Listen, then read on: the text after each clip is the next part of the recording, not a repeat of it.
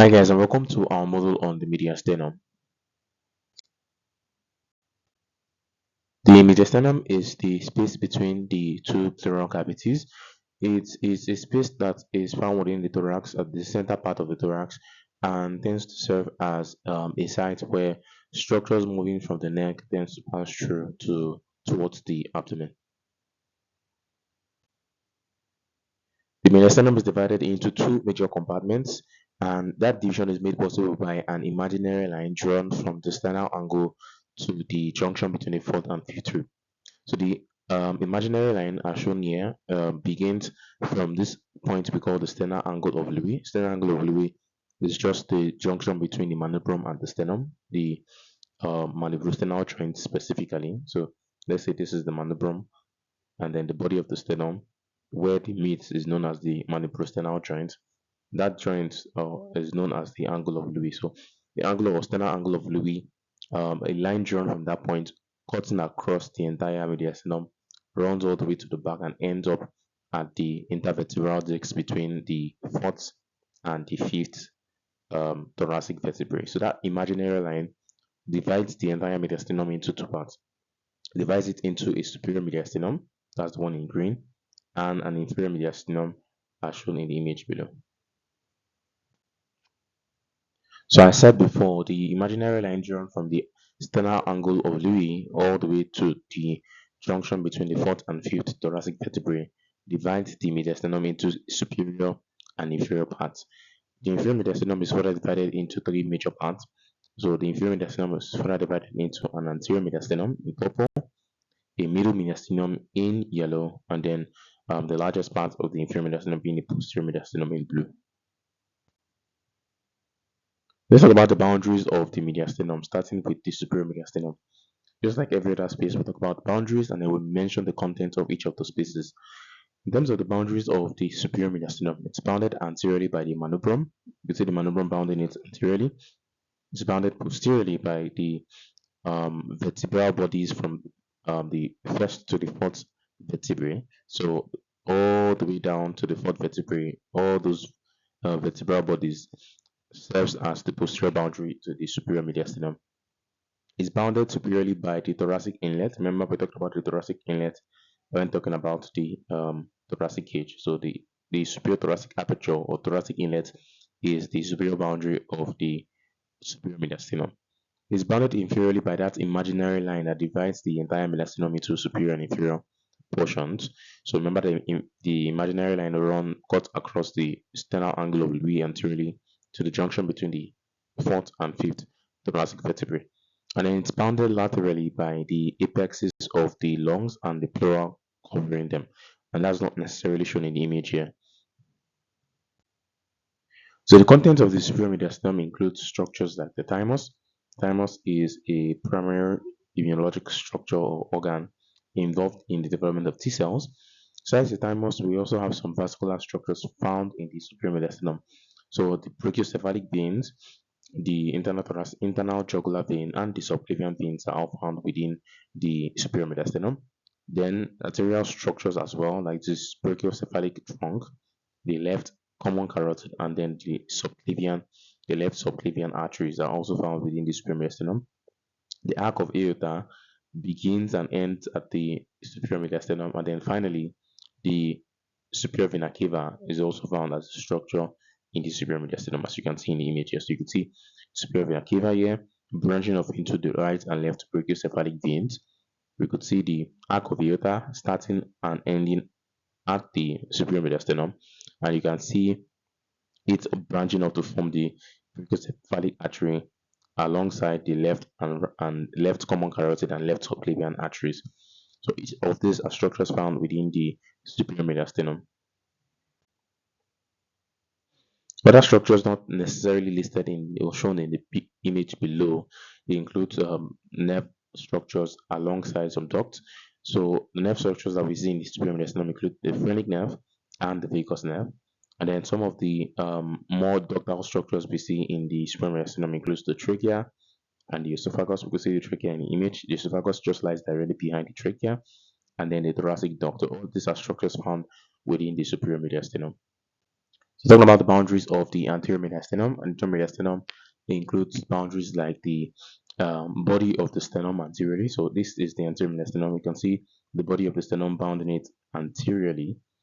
Posteriorly, it's bounded by the pericardium. So the pericardium of the heart bounds the anterior mediastinum posteriorly. Superiorly is bounded by the imaginary line from the sternal angle of Dewey. And then inferiorly is bounded by part of the diaphragm. You see the diaphragm bounding it inferiorly. Laterally, it tends to be bounded by the pleura and the lungs at the site. Contents of the anterior mediastinum tends to include the thymus. The thymus has extensions from the superior mediastinum into the anterior mediastinum. Besides the thymus, we also have some unique structures found in the anterior mediastinum that we don't find anywhere else. So structures like the sternopericardial ligament. So that's a ligament that tends to connect the sternum to the pericardium. Fats are also located within the anterior mediastinum. Adipose tissues are found within the anterior mediastinum in abundance. The lymphatic vessels alongside the branches of the internal thoracic vessels as internal thoracic arteries and veins are found in the anterior mediastinum. Moving on to the middle mediastinum. Middle mediastinum is bounded anteriorly by fibrous pericardium. So shown here, fibrous pericardium that bounds the posterior aspect of the anterior mediastinum would also bound the anterior aspect of the middle mediastinum.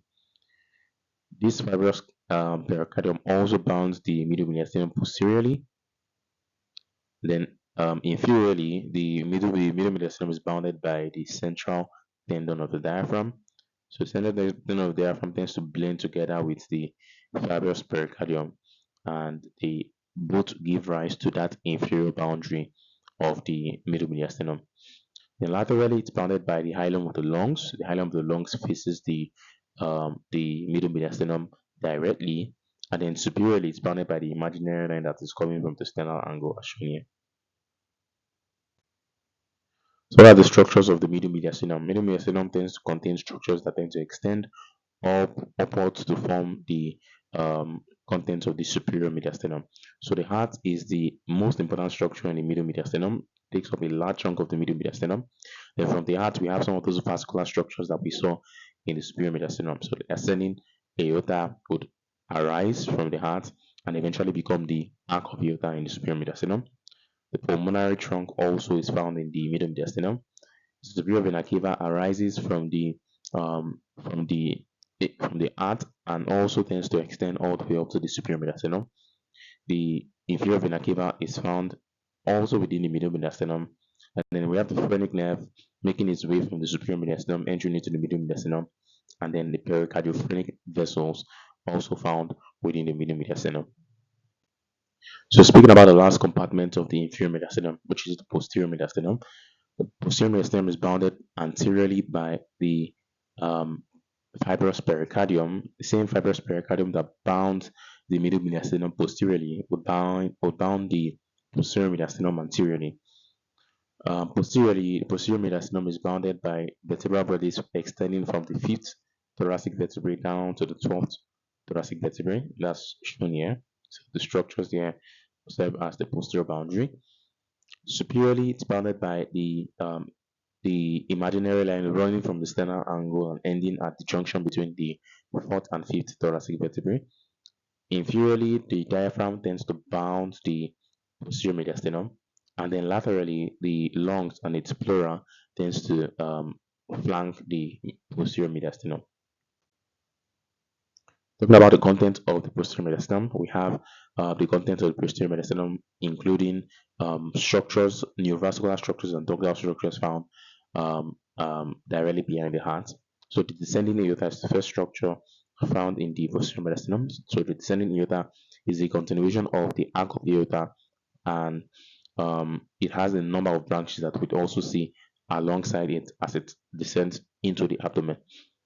The azygous vein, the venous system, is also found in the posterior mediastinum. This includes the azygous vein, the hemiazygous vein, and the accessory hemiazygous vein. We talked about what each of these veins tend to drain when we spoke in the module under the intercostal spaces. Then the thoracic duct is also found within the posterior mediastinum. Remember that thoracic duct tends to run from the posterior mediastinum into the superior mediastinum. So it's both the content of the posterior mediastinum and the superior mediastinum. The esophagus is also found within the posterior mediastinum. Remember that the esophagus begins from the neck, runs through the superior mediastinum, and also enters into the posterior mediastinum alongside its plexus. So the plexus of the esophagus includes the vagus nerves. So vagus nerves tends to form plexuses around the esophagus, and as a result, this is carried through the posterior mediastinum into the abdomen. And finally, we have the sympathetic trunk and splanchnic nerves being the last set of neural structures that we see as contents of the posterior mediastinum. Then remember the contents of the posterior mediastinum with the acronym DATES. So DATES there stands for descending aorta and thoracic aorta and its branches, the azygos venous system, thoracic duct, the esophagus and its plexus, and then the sympathetic trunk and the splanchnic nerves. So these are just pictures showing us the different aspect of the content of the posterior mediastinum. You can see the esophagus extending all the way down, the azygos vein, and then the other aspect of the azygos venous system, like accessory hemiazygos vein and the hemiazygos vein. All of the structures are contents of the posterior mediastinum as shown in the image below. So in this particular model, I'll talk about one very important unique feature of the imaginary line that we mentioned. The imaginary line that divides the mediastinum into superior and inferior parts. That imaginary line tends to serve as the site for a number of structures, what we call structures that are located at the angle of living. So these structures, we use the acronym RAT plans to remember each of them. So to run through them, the R that stands for the second rib. Second rib is located directly at the angle of Louis. So you can see the second rib at the angle of Louis. The arc of aorta begins at the angle of Louis and ends at the angle of Louis. You can see the starting point of the arc of aorta here. I can see the ending point of the arc of aorta here. And that's the A in the rat plant. The T there stands for the trachea bifurcation. The trachea tends to terminate at the angle of Louis, divides into the right and left primary bronchus at the angle of Louis. This is usually known as the trachea bifurcation or the carina. Then we have the pulmonary trunk also being also terminating at the angle of Louis, or not shown in this particular image. The pulmonary trunk tends to bifurcate into right and left parts and then enter into the lungs at its hilum. Usually, this occurs at the angle of Louis. The L there stands for ligamentum arteriosum. The ligamentum arteriosus tends to be a unique ligament that connects the arc of aorta to the pulmonary trunk. And then we have the azygos termination. The azygos vein tends to terminate by entering into the superior vena cava, and that termination occurs at the angle of Louis. Then some nerve plexus are found at the angle of Louis. Nerve plexus up to the heart tends to branch and form the cardiac plexus at the angle of Louis. The thoracic duct migrating from the posterior mediastinum to the superior mediastinum. Usually, at the angle of Louis, the thoracic duct is said to move from right to left. So it moves from the right side to the left side at the angle of Louis, and that's what is unique about it, and that's why it is mentioned in this particular list. And then finally, at the angle of Louis, we have the sympathetic trunk also being located there. That concludes our module on the mediastinum.